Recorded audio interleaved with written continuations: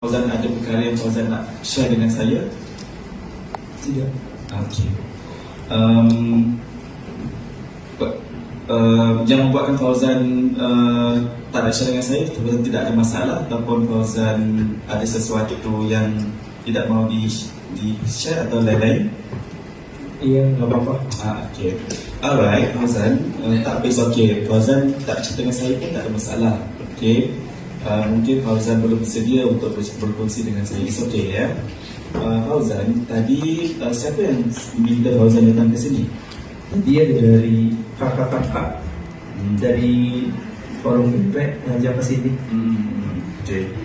Bila dia ajak oleh kakak-kakak tu, apa yang membuatkan Fauzan mau datang ke sini? Sebenarnya nggak mau sih soalnya, tapi disuruh buru-buru dipaksa, nggak enak jadinya ikut aja. Okay. Masa Fauzan datang ke sini kan, pasti Fauzan berfikir-fikir sesuatu. Apa yang Fauzan fikirkan?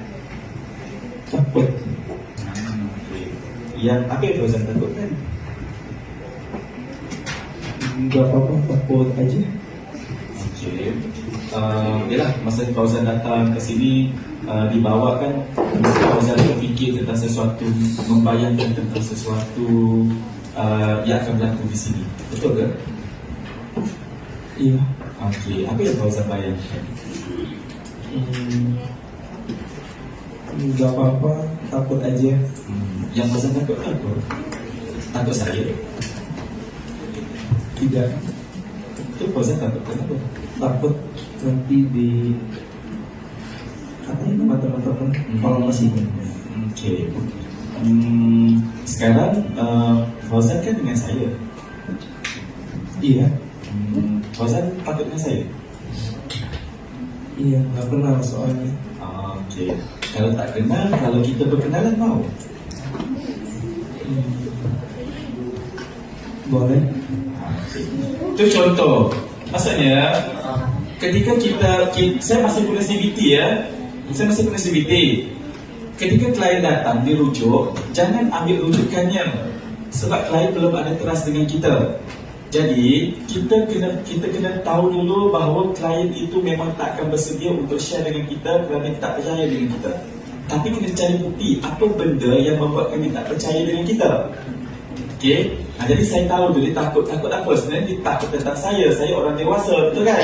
Dia kanak-kanak. Dia takut mungkin diinterogasi dan sebagainya. Jadi kita kena bina keyakinan itu. Okey, jadi saya bangunkan dulu konsepnya adalah saya nak tahu dulu dia takut apa. Dan saya tunjukkan saya ni betul ke ditakuti? Tidak. Kalau dia takut, yang takut apa?